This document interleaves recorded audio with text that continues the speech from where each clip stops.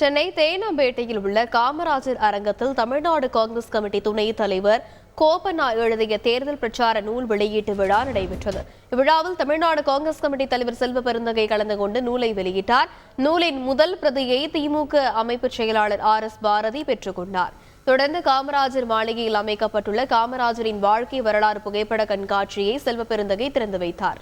மீண்டும் வெற்றி பெற்று விடுவோம் என்ற மாய தோற்றத்தை பாஜக ஏற்படுத்தி இருப்பதாகவும், ஆனால் மோடி எதிர்ப்பு அலை வீச தொடங்கி இருப்பதே உண்மை என்றும் திமுக அமைப்பு செயலாளர் RS பாரதி கூறியுள்ளார்.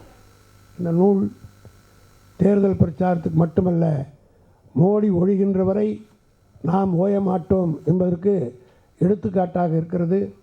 தமிழ்நாட்டை பொறுத்த மட்டிலும் இன்றைக்கு இந்தியா கூட்டணி 40க்கு 40 வெற்றி பெறுவது மட்டுமல்ல, மிகப்பெரிய வேவ் அலை ஒன்று வீசுகிறது. மோடிக்கு எதிர்ப்பாக அலை வீச ஆரம்பித்து விட்டது. உத்தரப்பிரதேசத்தில் இருந்து